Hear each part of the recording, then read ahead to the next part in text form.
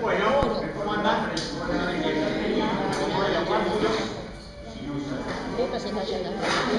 Yo te escucho. No se callan la boca, si no se escucha cosa que le hace. Todavía es. Yo me dio un talento de no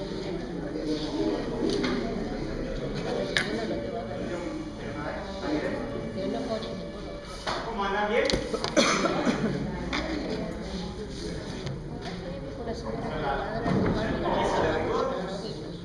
¿Anotaron todo? ¿Puedo borrar? Eso de primer año.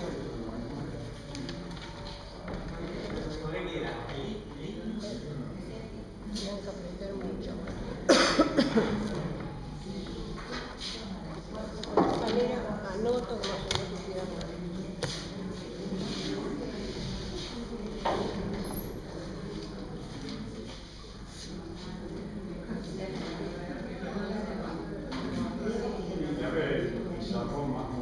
Geografía, pero me gusta.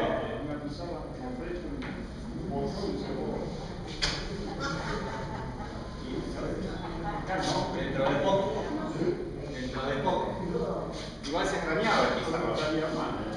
Yo con tanta clase virtual, el pizarrón lo extrañaba de una manera. Hacía el pizarrón virtual. Bueno, estamos en hora, están todos. Están los cupos completos. Ya pasamos los 10 minutos de rigor. 17. Son No parás. y 12 tengo yo. No, tenés razón, disculpa. Está todo fríamente controlado.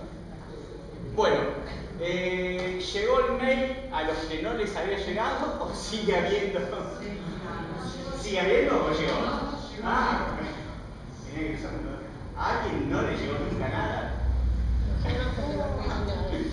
Es la excepción de la regla. Yo no, porque ya muchas cosas anotadas ya no apunto. A vos no te hace falta que te llegue nada. Eres todo. Porque me gusta leer, era una droga, para mí una droga la lectura. No te excedas como cualquier. No, de a poquito. ¿Querés que me mueva acá un poco el boliche? Hago girar la planilla de asistencia que la semana pasada, así que completen. Los que no vinieron y vinieron hoy tienen el changüí para firmar que vinieron a la clase pasada. Hacemos un poquito de trampa. Y va la grilla de presentaciones, que la traje estaba en impresa para que nadie pueda zafar y hacerse el distraído, de modo que se anoten, pongan el gancho. Está ahora sí con las fechas actualizadas, contemplando el 25 de mayo y el censo del 18 de mayo, o sea, hay 2 miércoles seguidos que no vamos a tener. Tampoco se recupera nada. Así está, bueno, la van a ver, está la fecha, el tema, la lectura sugerida y presentan 2 puntos y se anotan. Esta vez ya, esta edad. ¿Tercer clase? Sí, primera fue de presentación. Claro, que lo tiré y no me dio mucha bolilla, la segunda tampoco me dio mucha bolilla, la tercera tiene que ser la vencida. Así que van planilla de asistencia y grilla. Anótense, total es tranqui, incluso ya la clase pasada, que algunos habían leído. Es eso, es lo que más o menos alguno de ustedes la clase pasada pudo tirar de lo que leyó, lo que le quedó, las dudas o preguntas que les generó el texto sugerido. ¿Vamos? El Bueno. saber y el poder. Esa ya pasó, no te anotes porque No, vas a presentar el año que viene. La clase pasada. Claro, en realidad está bien la aclaración. Están tanto saber y poder como neoliberalismo, no se anoten porque son los temas. Es el tema que vimos en la clase pasada y es el tema sobre el que vamos a charlar hoy.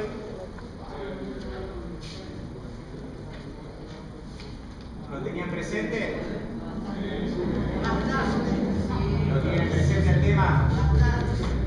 ¿Demasiado?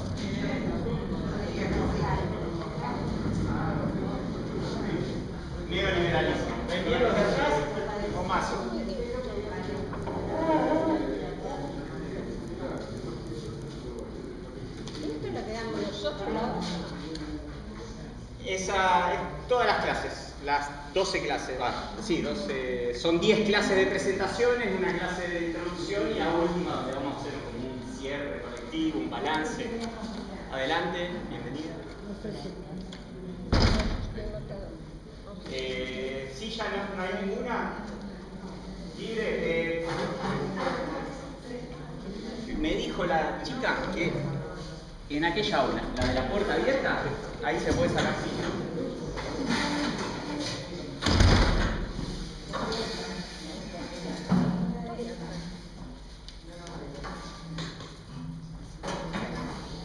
Ahora ahí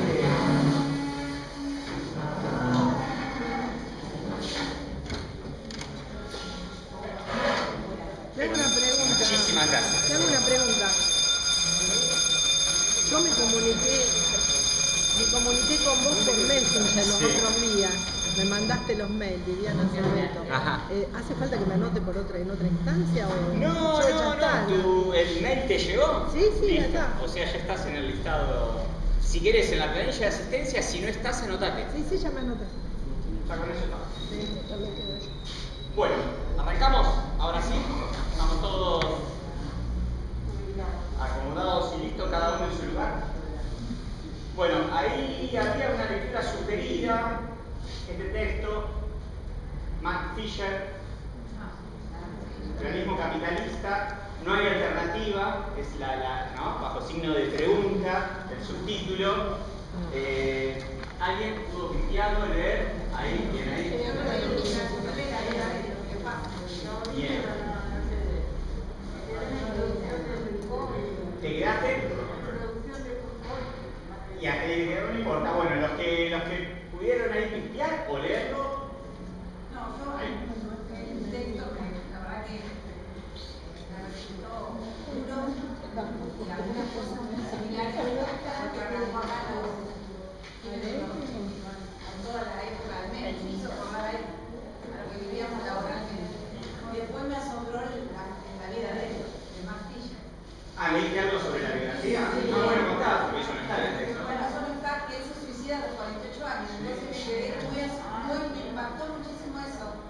Que después, muy joven. Hace unos años, en el 2016. El libro es de un año antes, 2016. Que él habla tanto de la función medicamentosa en el texto y él sufría de depresión. Se habla de la depresión y se suicida. Me quedé así como que impactada porque. Es británico, ¿no? Es británico. Me quedó un libro por publicar. Comentaba la esposa, estaba casado. Además que el texto lo que pasó a él me pareció Tremendo. Sí. Algo visual. Él es una especie de autodidacta en su formación, por más que daba clase, creo que en alguna universidad, pero era ¿de profesión? Arquitecto, ¿eh? No sabía. En realidad es famoso por un blog, Capaz. que discutían sobre Que no sé si sigue todavía. no sé si sigue todavía, Existía. tenía muchos seguidores. No, se llamaba así, era un blog en la época del furor de los blogs, principio del siglo XXI, ¿no? Los primeros años se llamaba así, y él se hace conocido por los artículos y estudios. Claro, pero más que nada sobre música, a él le interesaba mucho la cuestión cultural, porque decía que era donde se detectaban todo el problema social. Bien, ¿no? Fíjense dónde pone la lupa, porque tiene mucho que ver con la posible respuesta a esta pregunta. La cuestión cultural. individual. ¿Cómo?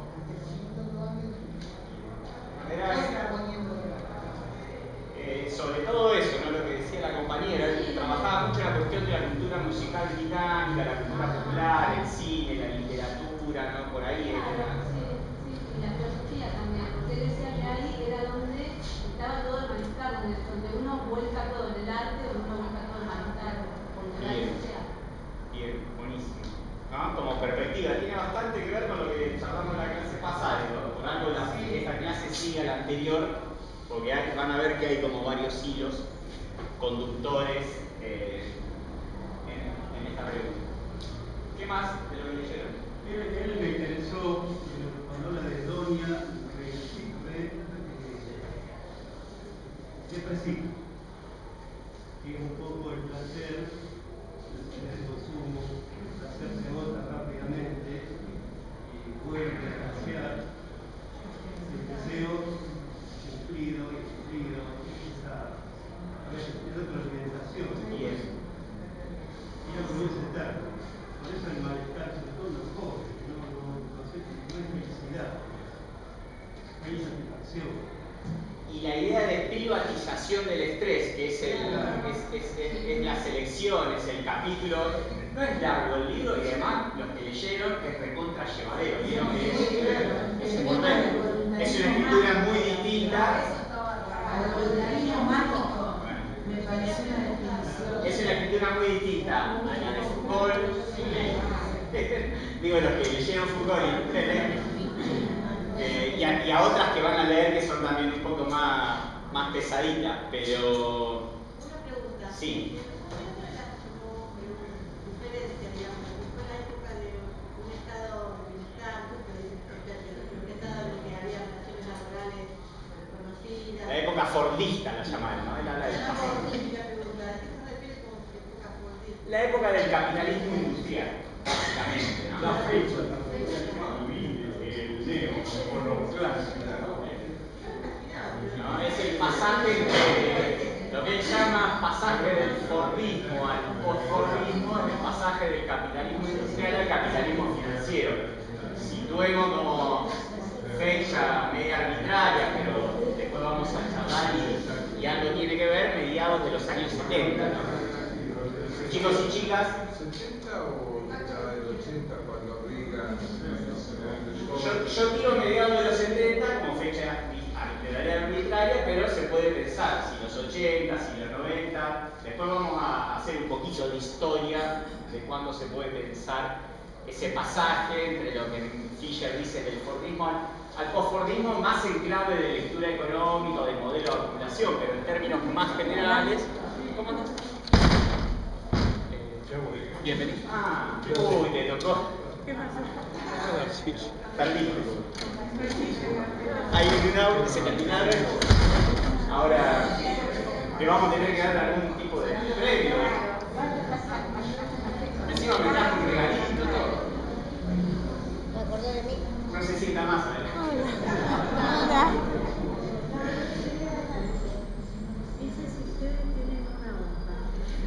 Pensemos en, digo, Vos le entregaste, hay una silla pasaste libre. la hoja. Pasaste la hoja.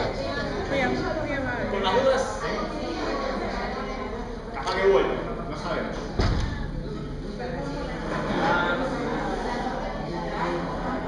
Lo que sí, pero que me acuerdo, tengo armado el mar acá.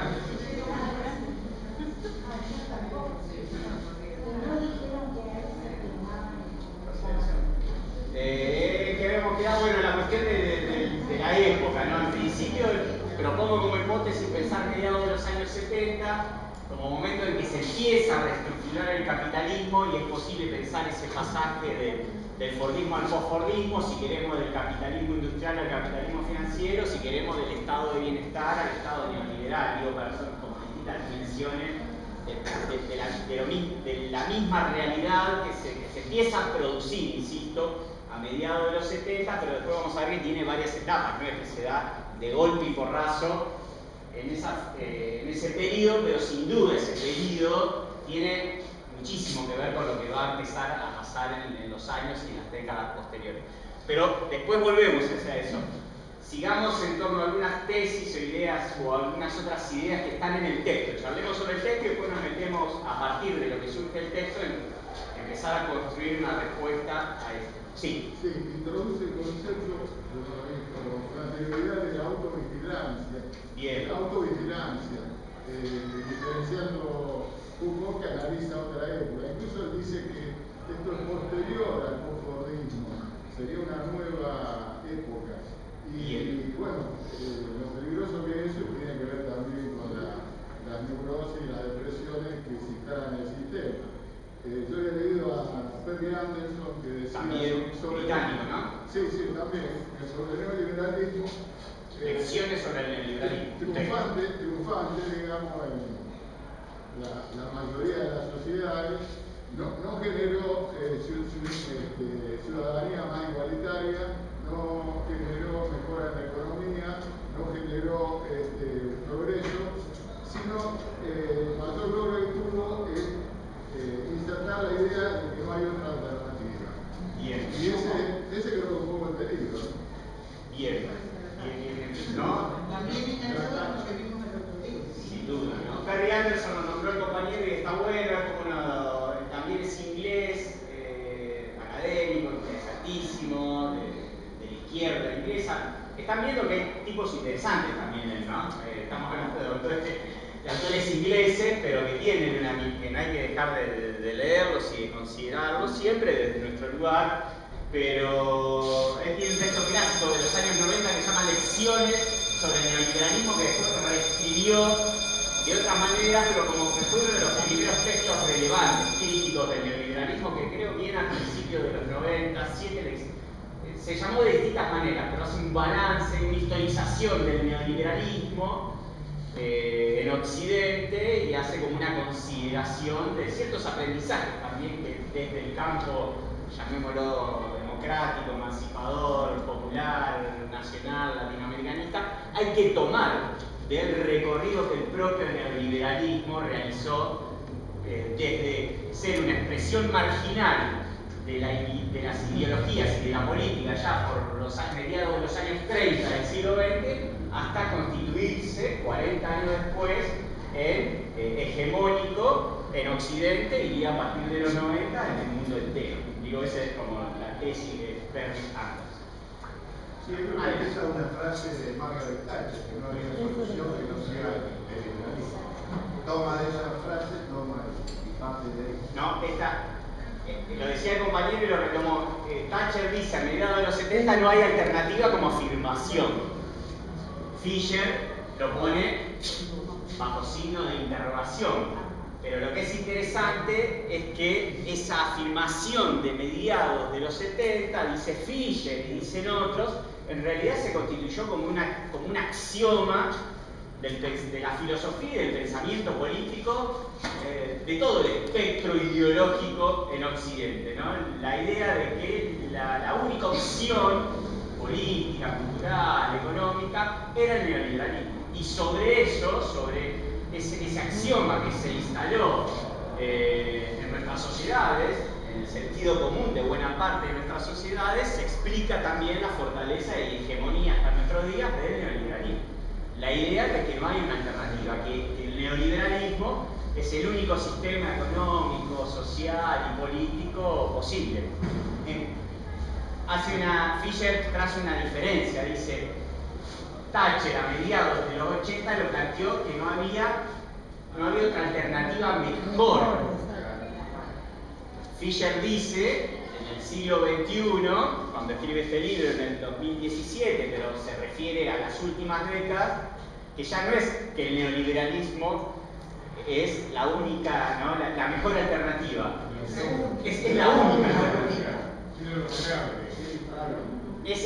También ese pasaje es interesante para pensar, bueno, qué sucedió en el medio. Bueno, entre mediados de los 80, cuando lo dijo Margaret Thatcher, y los 90 o principios del siglo XXI, ¿qué pasó? Entre otras cosas, la disolución de la Unión Soviética, ¿no? Y la extensión del neoliberalismo.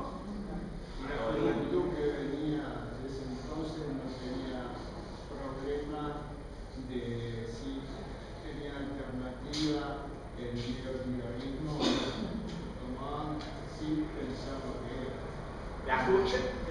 Yo diría buena parte de la sociedad en su conjunto. Es verdad que por momentos la lupa está puesta en el análisis en los comportamientos de las nuevas generaciones, pero yo diría que, ¿no?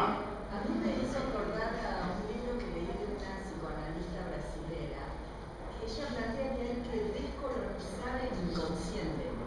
Bien. Porque ella dice que la colonización capitalista genera un goce perverso en el deseo. Bien. Y un poco lo que... Sí, sin duda. Incorporamos todo esto. Ella plantea un libro muy interesante de que hay que descolonizar el inconsciente.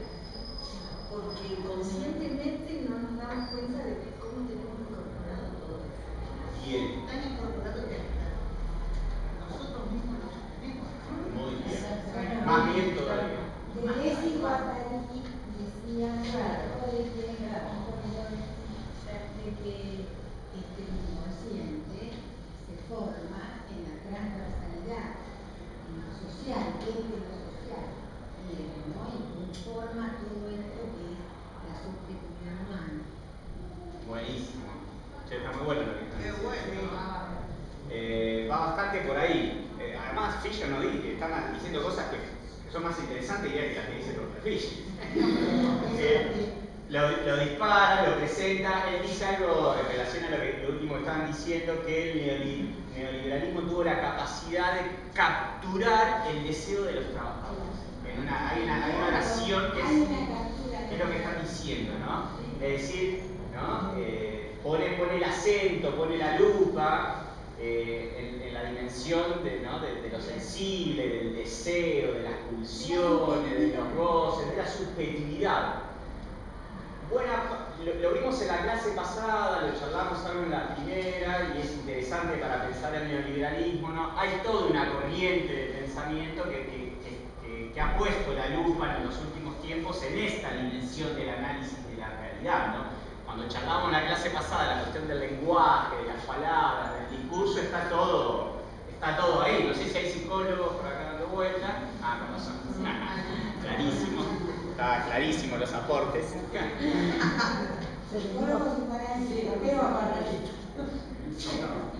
Pero para mí el que trajo toda la confusión en el liberalismo fue lo teórico económico. ¿Y quiénes serían? Los teóricos económicos de... Sí, arranca después de la Primera Guerra Mundial, cuando se teórico como entraron en el liberalismo. Ahora, el Fordismo es una teoría de producción, tomada del Taylor, porque si no tenemos que ir también al coloquismo. Sí, son como las distintas etapas de las lógicas de producción. Es una teoría de producción, de masificación, que de ahí arrancó, puede ser que arrancó todo el capitalismo. Ford también ayudó a producción en Alemania, ayudó a producir en Italia, levantó bien, pero en Brasil. Digo, para no abrirnos tanto, porque lo que estamos analizando es como un rostro del capitalismo, ¿no? Porque el neoliberalismo no es sinónimo de capitalismo, ¿no? Lo que rapidito les anticipé es que ya trazamos un contraste entre el neoliberalismo como fase financiera del capitalismo en relación al capitalismo industrialista de los años 70, ¿no? Entonces, digo, ahí hay un contraste. ¿Cuántos años tenemos de capitalismo en la historia de la humanidad? Siglos, diría. ¿Cuántos? 5 siglos. 5 siglos. Siglo XXI, el capitalismo cuando se surge, nace. Revolución industrial, Inglaterra, siglo. Hay una palabra muy simple, la palabra dinero. Mediados del siglo XVII, 1600. La revolución industrial, segunda mitad del siglo XVII. Volvamos. O sea, 5 siglos de neoliberalismo. ¿Cuánto tenemos? Digo para. Menos 200. No, podemos discutir si los 80, si chicos y chicas. Encima el retumbe. El dinero, cuando entra el capitalismo, empieza las grandes rutas. El dinero siempre, pero tiene distintas formas ese dinero. Porque hay distintas ideologías de cada país. ¿No? Ahí va variando todo. Bien, pero recortemos y anclemos no. ¿Neoliberalismo cuándo? Cerramos el siglo XX. Cerramos el siglo XX. Bueno, entonces digo, para trazar ese contraste en el medio, hay distintas formas de capitalismo, etc. Pero digo, ¿no? Para hacer alguna primera diferenciación, aproximación y poder ver la singularidad de este momento del capitalismo respecto a otros momentos del capitalismo y la singularidad de este concepto que contiene ¿qué palabra? Esta, pero adelante dice otra, que es esta. Entonces, ya la misma palabra digamos, nos está diciendo que es un ¿qué? Es un nuevo liberalismo. En consecuencia, en relación a qué? Y a otro liberalismo que existía antes, que por lo menos este postula que tiene algunos rasgos de diferencia, de contraste. Digo, y vuelvo una cosita, ¿cuándo nace el liberalismo? El modernismo. En la modernidad. ¿Y dónde?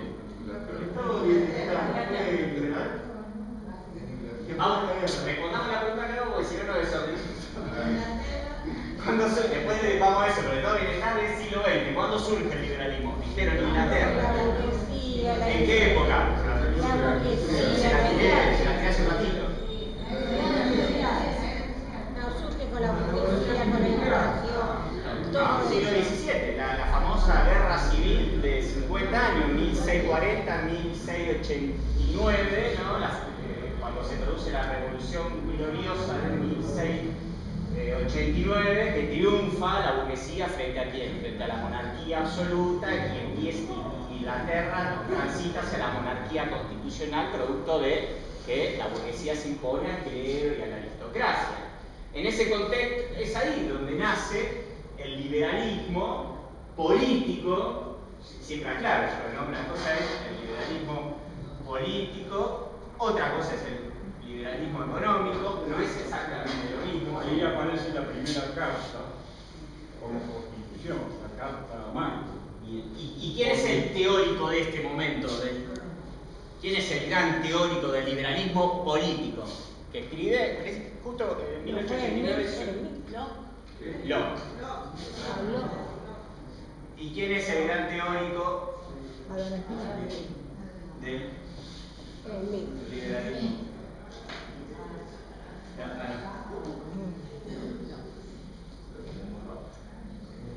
¿En qué año escribe su famoso texto? ¿Cómo se llama su famoso texto? Que es la Biblia del liberalismo económico. La riqueza de las naciones. Y lo escribe, fíjense, 1776. Fíjense, ya acá hay una diferencia, ¿no? Son casi un siglo entre la emergencia del liberalismo político como corriente de pensamiento y el liberalismo económico, casi un siglo después, que es la riqueza de las naciones, es como la Biblia, ¿no? ¿De qué capitalismo? Y ahí ¿de este? ¿De qué tipo de capitalismo? El primer capitalismo, ¿cómo se lo competitivo, industrial, no financiero, no monopólico? De hecho, Adam Smith era antimonopólico en su pensamiento económico. Fíjense, era antimonopólico. ¿Qué criticaba? ¿Y a quién iba dirigida esa crítica? A los imperios de la época, España y Portugal. Porque ¿qué no permitía el monopolio? Los reinados. La libre circulación de las mercancías y que se constituye un mercado competitivo. Ahí también David Ricardo. También se le suma, ¿no?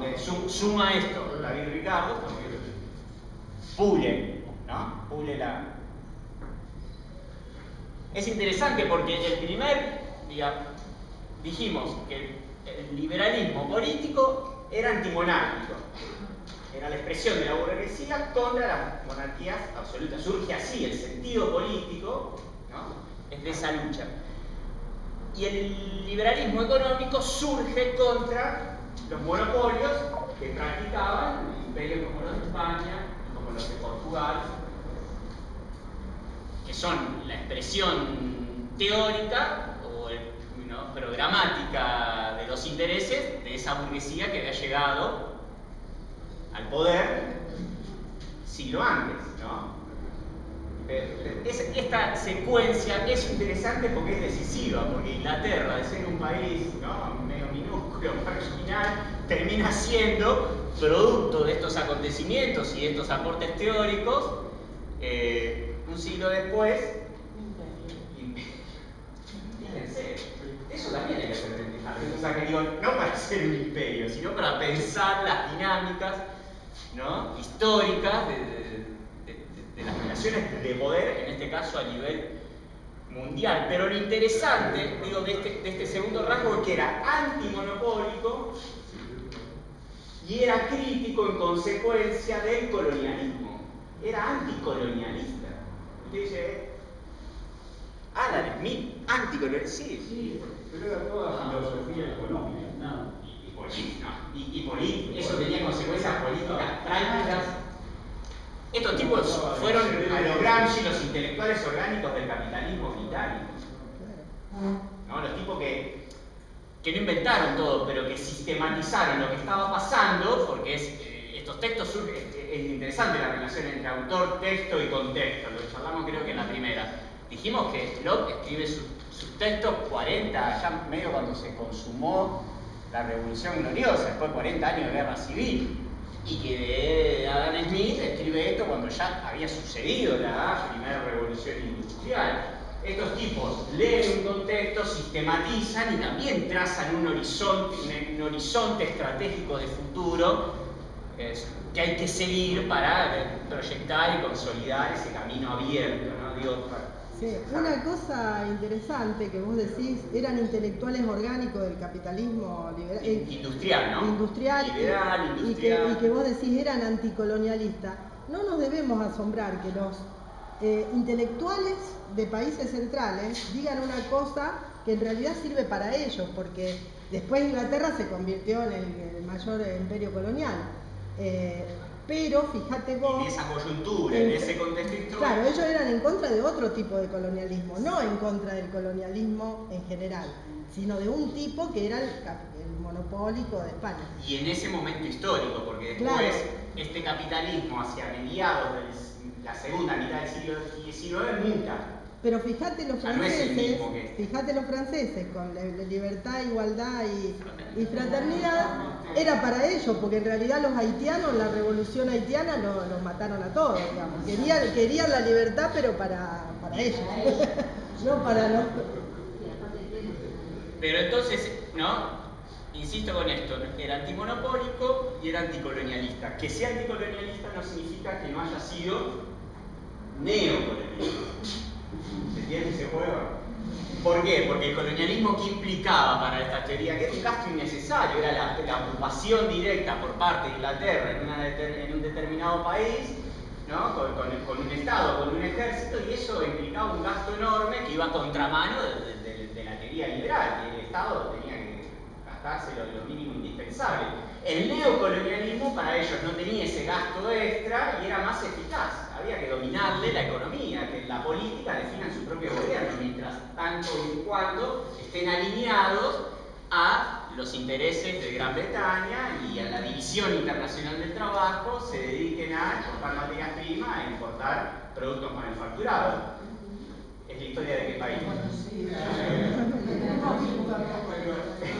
¿Quién termina ahí, siguiendo ese curso de los acontecimientos? ¿No? Segunda mitad del siglo XIX es nuestra historia. Y es la lógica de dominación de Inglaterra para con América Latina. La esclavitud que empezaron ellos. Pero, y después para África, y después, ¿no? Primero América Latina y después hacia el último tirón del siglo XIX, África y Asia. Y acá tenemos la experiencia de Roca Runzi, ¿no? Como esa historia, ¿no? Pero, bueno, nos corrimos un poquito, pero vamos a ver que, por ejemplo, en términos de contrastes o de diferencias, cuando decimos, bueno, entonces, ¿por qué neo? Bueno, el neoliberalismo, ¿es antimonopólico? No. Digo, para trazar un primer contraste, ¿es anticolonial? No. Y en términos políticos, ¿es antimonárquico? No.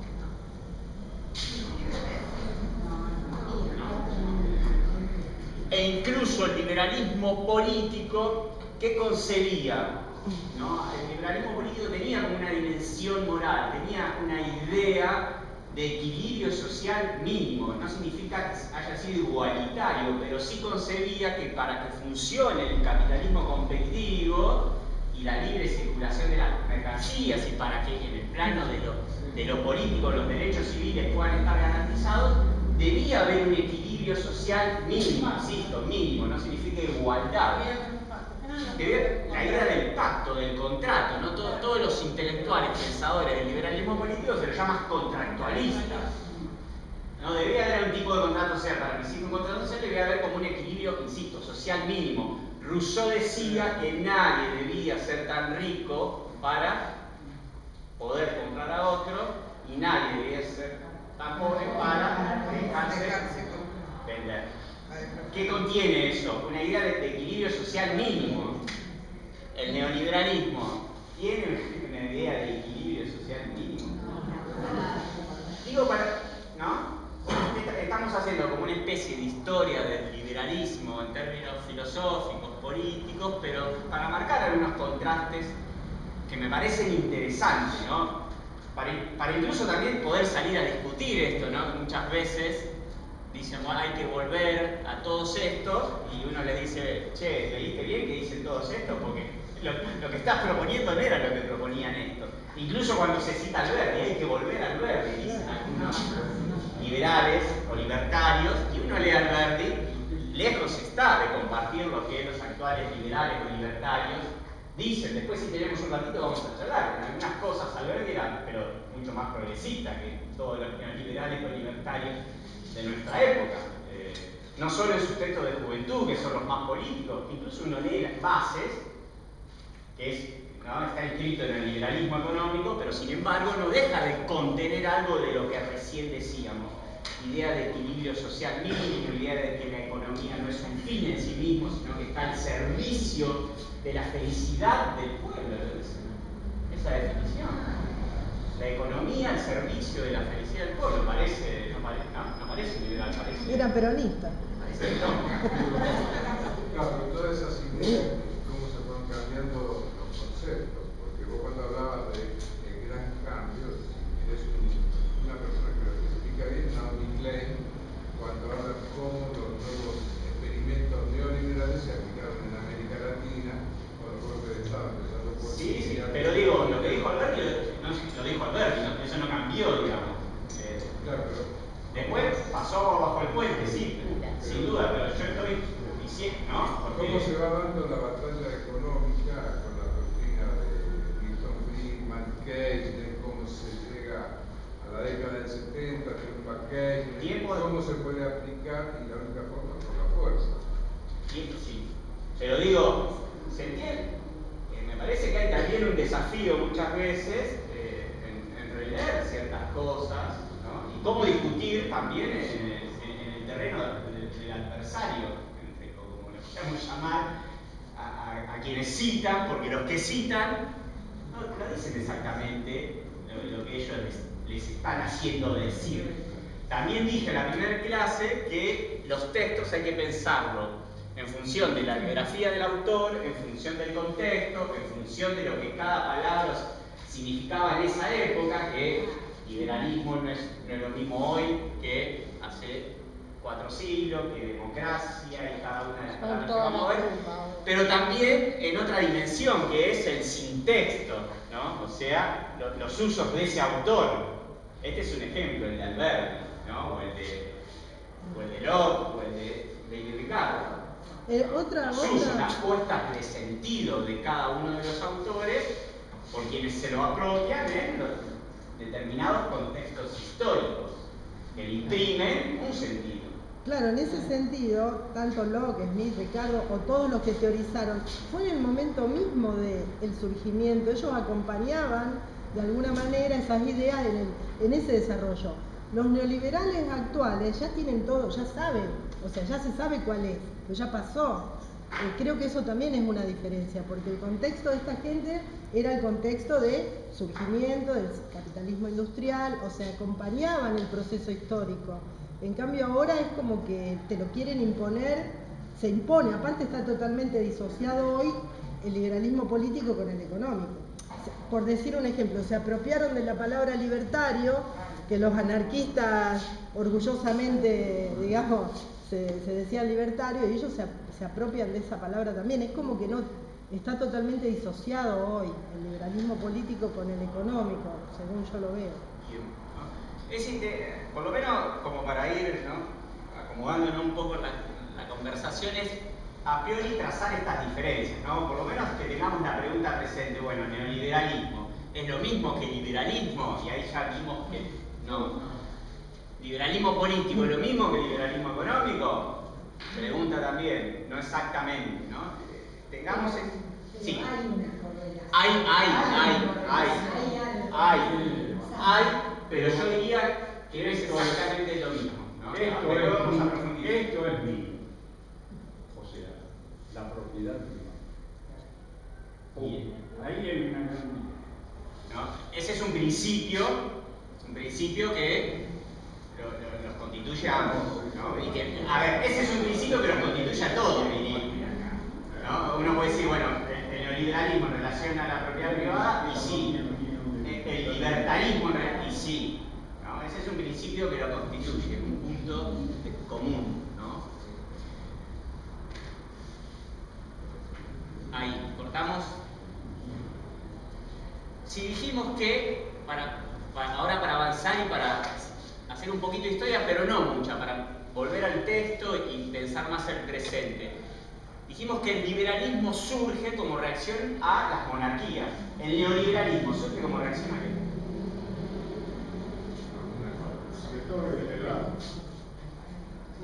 Ahí ya tenemos otra cuestión, otra diferencia tajante al estado de bienestar. Al estado de bienestar, al estado social. Cuando cae el muro de la No. Ojo, ahí, buen tema. Y meto la cuña. El neoliberalismo no es antiestatista de por sí. De hecho, esa idea que muchas veces tenemos instalada de que el neoliberalismo propone un Estado mínimo, un Estado chico, de hecho, uno lee sus autores, ellos quieren un Estado fuerte. ¿El tema para quién? De hecho, uno piensa en la experiencia práctica, concreta de gobiernos neoliberales y los estados no necesariamente se achicaron su presupuesto. No le conviene pero el Estado. Pero un Estado fuerte no para todos. Bueno, ahí está la diferencia, pero no es lo mismo que, ¿no? Ahí hay una cuestión que tenemos que a veces, yo creo que... Básicamente, ¿qué hace el Estado? Básicamente, ¿qué hace el Estado? El Estado toma de lo que tiene y de alguna manera reparte. Entonces yo creo que son antiestados.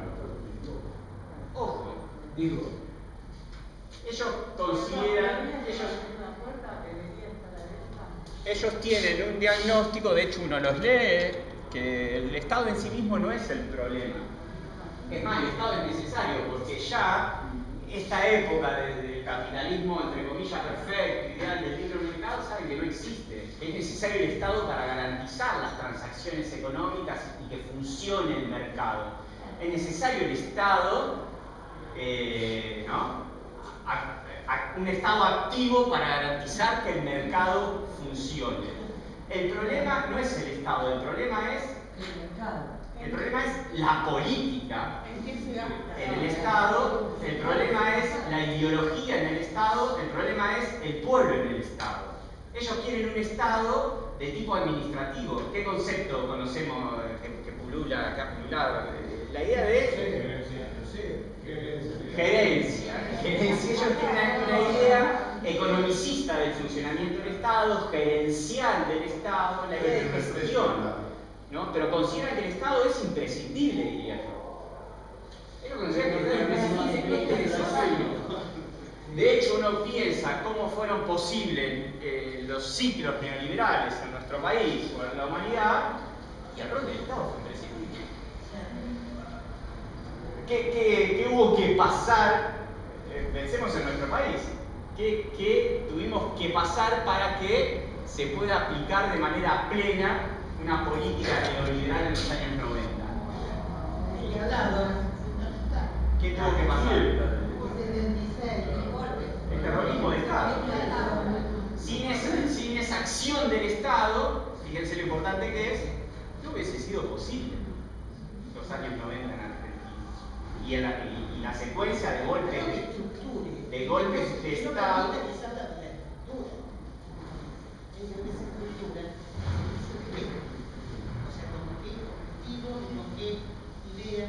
Pero se entiende esta cuestión porque está instalado que quiere un Estado chico, quiere un Estado mínimo. No, quiere un Estado privatizado. Quiere un Estado fuerte. ¿No? Quiere un Estado fuerte. Yo diría que quiere un Estado presente, pero no presente en el sentido de garantizar derechos, sino presente para garantizar el mercado, la rentabilidad de los grandes grupos económicos, el capital financiero. Pero va de la mano. Yo, por lo menos, hipótesis, o incluso uno leyendo a los neoliberales, nunca, el problema de ellos no es el Estado en sí mismo, no es, sino el problema es la presencia de lo que ellos llaman la política en el Estado, la ideología en el Estado, o la presencia del pueblo en el Estado, es decir, la capacidad de control del pueblo sobre el Estado. ¿No? ¿Cuál es la función? Ellos plantean un Estado aséptico. No, pero ellos quieren un Estado que les ayude, que les traslade las deudas. Es un neologismo, ¿no? Es como decir, yo no, un Estado no ideológico, es un neologismo, ¿no? Es contra ideológico, pero esa cuestión no es menor. El Estado es necesario para ejercer el control. Para ejercer el poder, algo vimos en la clase pasada, sin reducir todo el Estado. Evidentemente es una dimensión del poder del Estado. Y los neoliberales lo tienen re claro. Para mí es para ordenar. Para ordenar. ¿No? Estado, a ver, Estado, ya no me olvido. No, allá atrás. El Estado soy yo, que tengo que trabajar. Estado en tanto orden. Porque el Estado es un instrumento, es una dimensión que te garantiza sin duda el orden, ¿no? Que garantiza un conjunto de normas, leyes, su aplicación, y no solo en la fase represiva, que es imprescindible para el orden, ¿no? Tener la fuerza de seguridad de tu lado, servicio de inteligencia. Ahora el pueblo para qué está. Para obedecer. Para trabajar y gozar, nada más. Pero el neoliberalismo no es, yo diría, no es antiestatista. Lo digo medio provocativamente, pero yo estoy convencido que eso es. No es antiestatista. No lo es en el sentido que uno cree. La concepción que uno tiene. La mirada que uno tiene, pero no es antiestatista. El problema que estatizan la deuda privada, por ejemplo, si fueran antiestatistas, no hubiesen estatizado la deuda privada como la ley. No hicieron acá, lo hicieron en Estados Unidos, cuando devolvió por 800.000 millones de dólares a los bancos. En el 2008, ¿no? Es la gran crisis. O sea, los grupos económicos neoliberales viven exigiendo una presencia del Estado, pero esa es la que les estatiza la deuda, la que los salva cuando quieran, la que les reduce el impuesto, le baja la retención. No, después la que le da el IFE cuando el ATP, cuando haya pandemia. Digo, Cuando hay sequía, cuando hay... me parece que esa es hay una vuelta de tuerca que nosotros le debemos dar a cierto discurso que a veces tenemos respecto a esta idea de que es buscar un Estado mínimo, un Estado. Quiere un Estado activo, un Estado fuerte, pero bueno, en función de los conformes ya está. Antes, ¿querés otra? No, yo solamente, ya pasó, digamos, pero bueno, una de las condiciones imprescindibles del neoliberalismo es la altísima concentración de la riqueza, lo que, digamos, eso les permite poder confrontar con los estados. Condicionarlos, ¿no? Obligarlos, disciplinarlos, Uno de los roles fundamentales es el funcionamiento social a través de diversos mecanismos que tiene que cumplir el Estado. Por eso nunca pueden ser el neoliberalismo nunca es antimonopólico, por el contrario, ¿no? Se emerge como una corriente de idea de los grupos más concentrados de la economía mundial. Todo lo contrario a lo antimonopólico. Es un pensamiento, es una corriente hipermonopólica. Agregando, dijimos, entonces, surge contra el estado de bienestar o el estado social, eso no significa que sea antiestatista, por lo menos lo dejamos como pregunta, hipótesis para seguir carburando y dando vueltas, ¿no? En términos históricos, para hacer un ratito repaso, el neoliberalismo uno puede situar que surge en los años 30, ¿no? En los años 30 del siglo XX. De hecho, el término neoliberalismo emerge de la mano de un economista alemán, Alexander Rostow, y lo incorpora al diccionario político, pero era una corriente marginal, ¿no? En los años 30. ¿Qué había pasado en los años 30? Crisis del 30 y todos los estados que empezaron a hacer. A intervenir en la economía. En algunos casos por convicción, los menos. En la mayoría de los casos por necesidad. De hecho, muchos conservadores, pensemos en Argentina, ¿qué había en los años 30? ¿Un gobierno popular? No. ¿Qué había? La década infame. La década infame. ¿Qué había pasado en el 30? Un golpe de Estado. Y sin embargo, ese gobierno... Con los militares, cayó Irigoyen y tomaron los militares. Ese gobierno es uno de los que empieza a intervenir decididamente en la economía y en el mercado y se crean una serie de instituciones que tenemos hasta el día de hoy, que algunos las quieren cerrar o quemar, como el Banco Central. Banco Central, la reguladora de grano. Digo entonces, más por obligación que por convicción, en los años 30 el Estado se vuelve intervencionista en la economía. Esto no significa, pero por la crisis del 30, más dinero que eso, que pone en crisis, ¿qué es la crisis del 30? El liberalismo económico. El Estado tiene que intervenir. El Estado tiene que intervenir. Y esa lección, de alguna manera... Y hasta los menos intervencionistas plantean la protección, claro, un proteccionismo comercial. ¿No? Entonces, ese es el punto de arranque.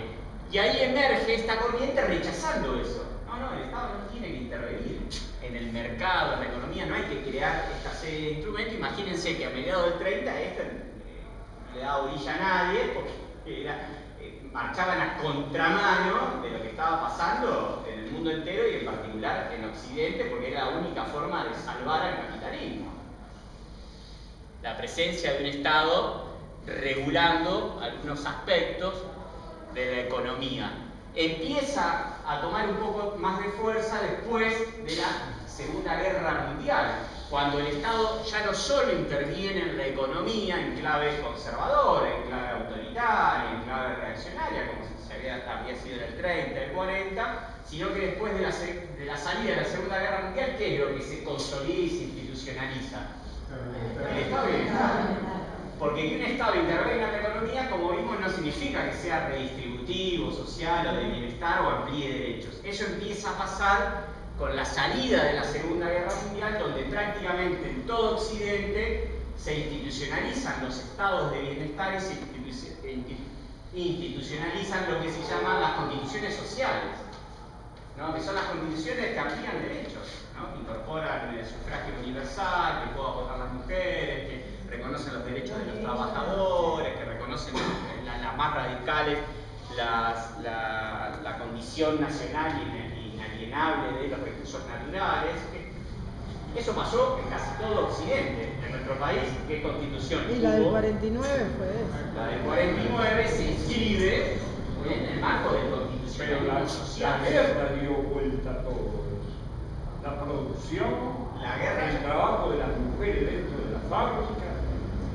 La guerra es el contexto, la salida de la guerra, que dejó la guerra en Europa. Y la caída del liberalismo. ¿Qué dejó la guerra?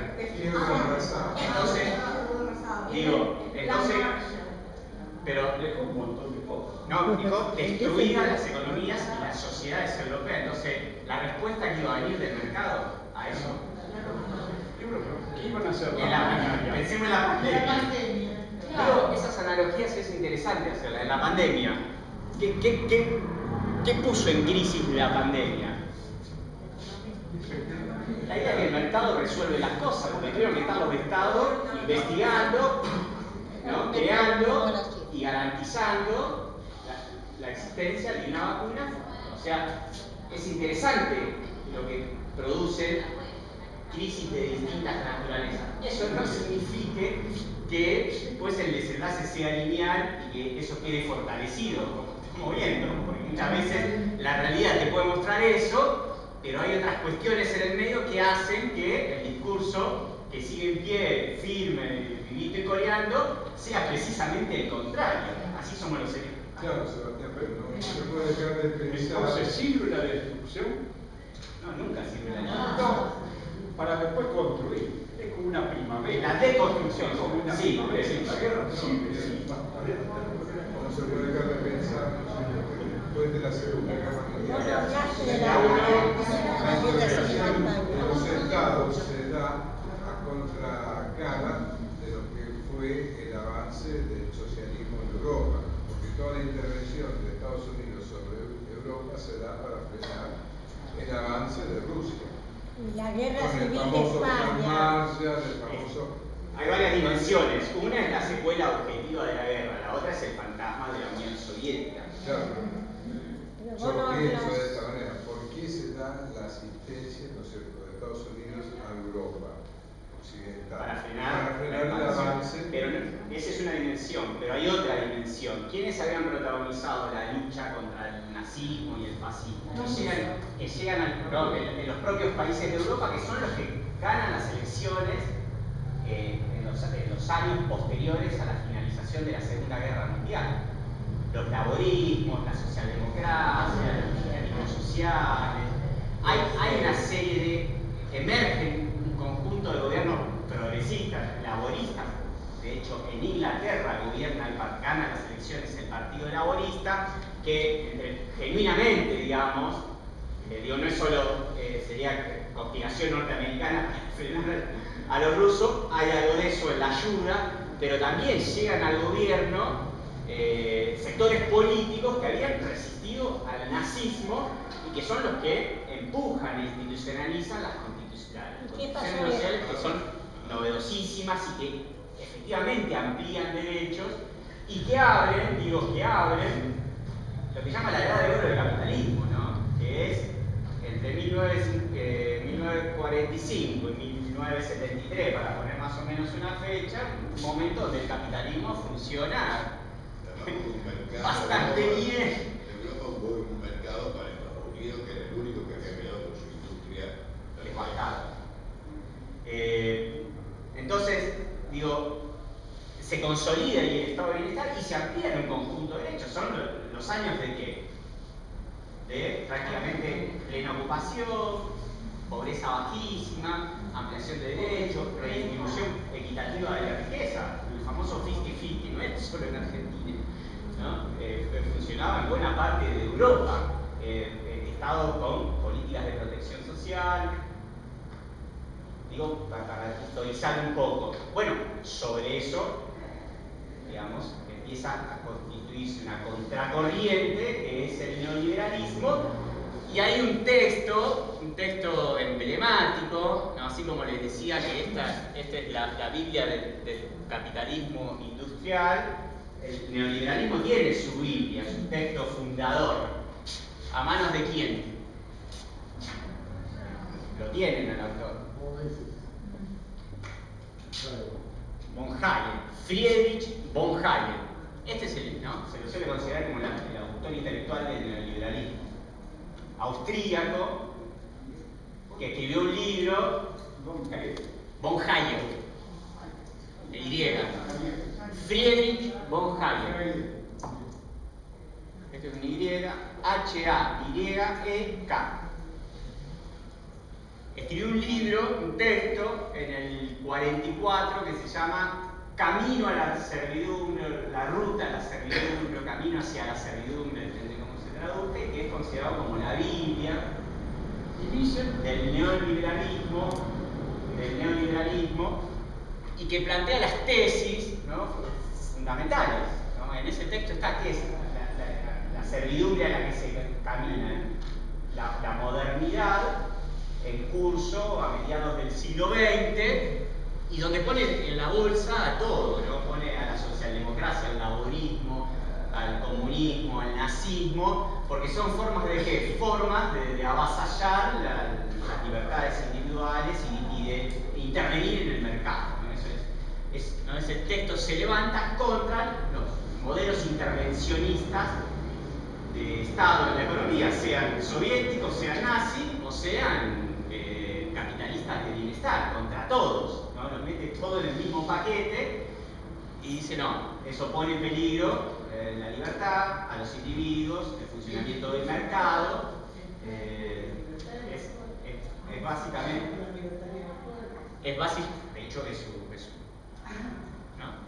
Este tipo, Friedrich von Hayek, ¿no? Camino a la servidumbre.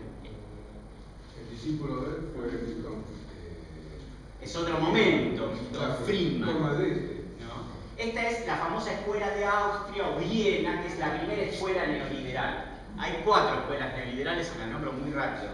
La escuela de Austro-Viena, que surge en realidad a fines del siglo XIX, empieza a tomar fuerza en el 30, como les dije, y se empieza a consolidar a partir de esta obra de Hayek. La segunda, surge en Europa, Austria. La segunda es la que mencionaba el compañero, la escuela de Chicago. Los Chicago Boys.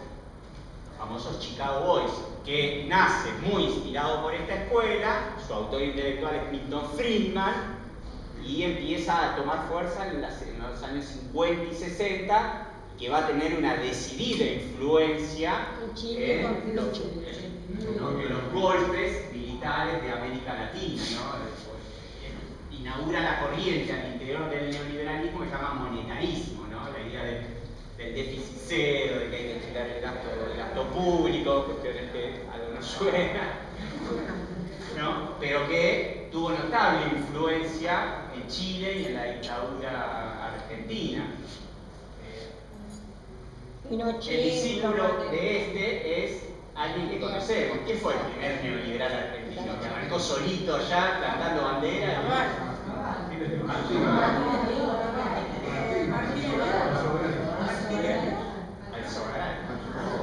Alzogaray hizo como el recorrido de von Hayek, arrancó solito allá en los años 50, creando sus propios partidos políticos, creó varios, ¿no? Presentando elecciones, el último más conocido es la UCD, pero arrancó solito allá lejos y hace tiempo muy inspirado por von Hayek y la escuela de Austria.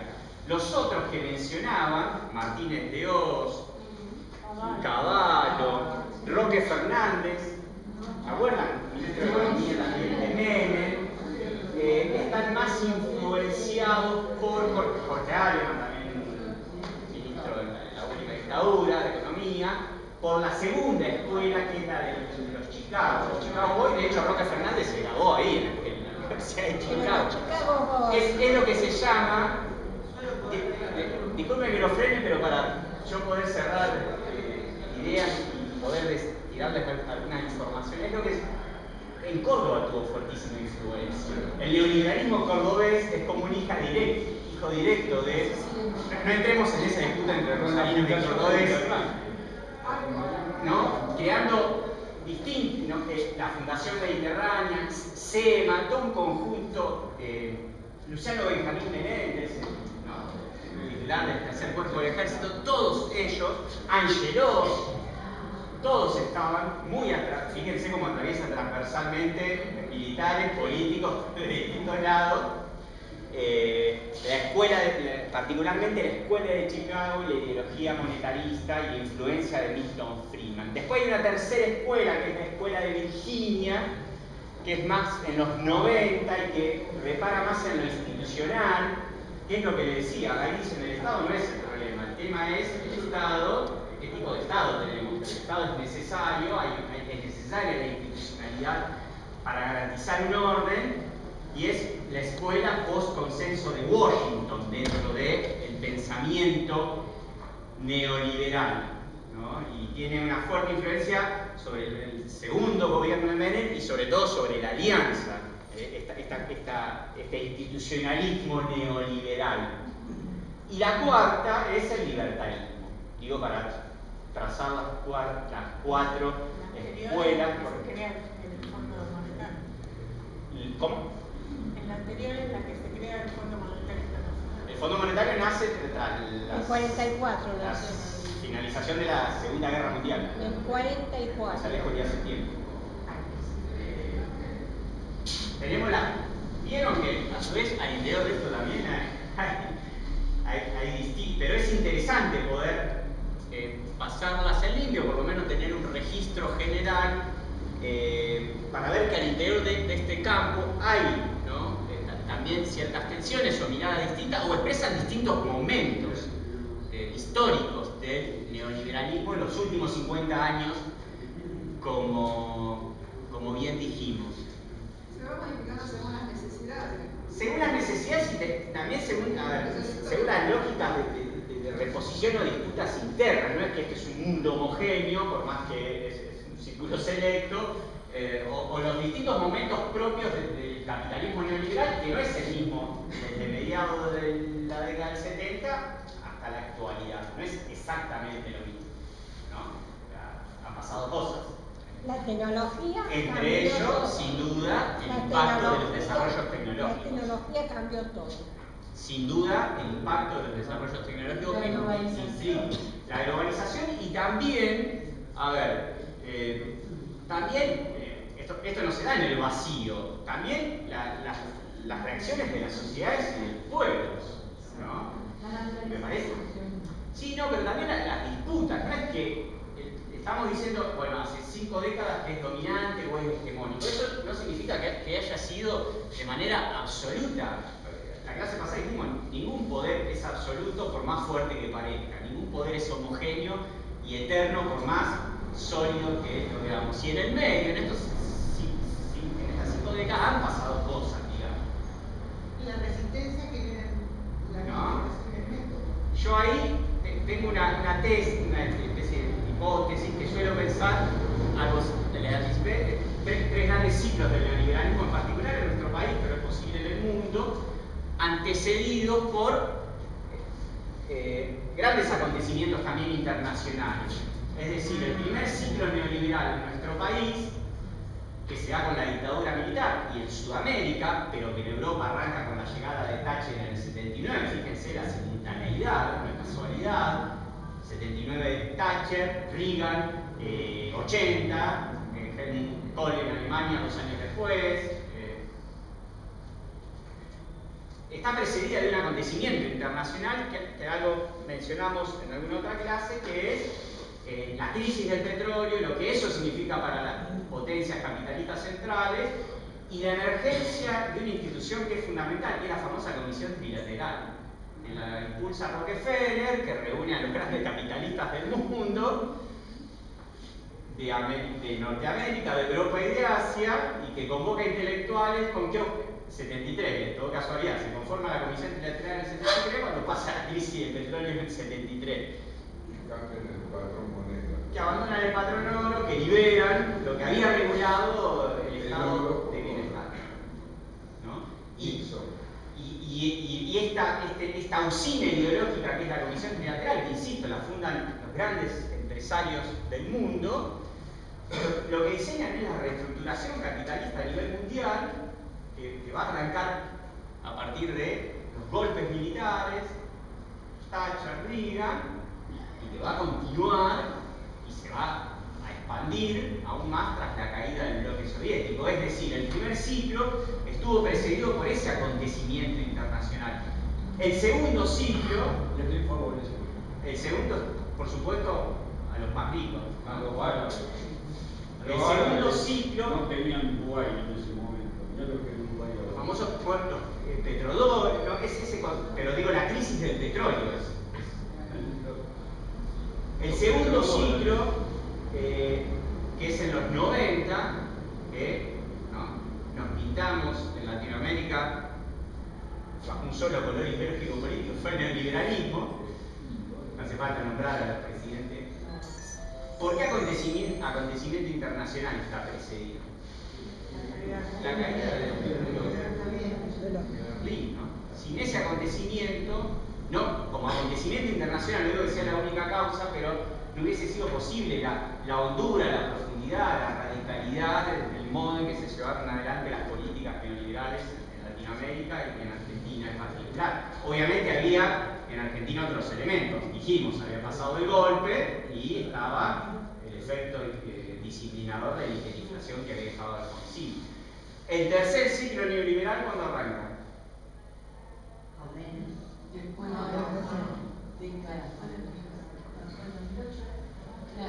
¿Cuándo? ¿Cuándo arrancó? La caída de Goldman Sachs. La crisis, El el estallido de la burbuja inmobiliaria de los Estados Unidos, y yo diría que en la dimensión económica, en el plano político, hay otro acontecimiento de 7 años antes, que es decisiva en la política mundial, que es en el 2001 que pasó. Las Torres Gemelas.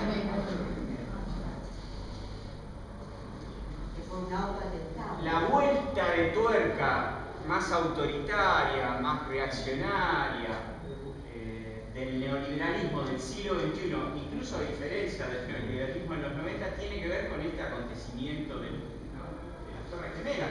¿Qué implicó las Torres Gemelas? La puesta en práctica de lo que Agamben dice el estado de excepción permanente, es decir, chau Estado de Derecho, chau libertades individuales, y yo sospecho que vos sos terrorista. Es lo que puso en práctica Estados Unidos a nivel mundial, y bajo la cual se reformatearon las derechas en América Latina, ¿no?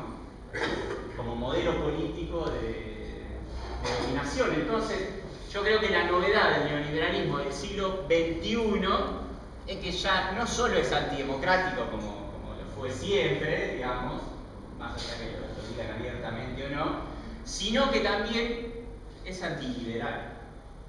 Porque si se lleva a puesta las libertades civiles individuales, termina siendo antiliberal también, ¿no? Es interesante esa, ¿no? Y se lleva a puesta a Montesquieu y compañía, porque considera que las libertades individuales, civiles y políticas son un peligro también para garantizar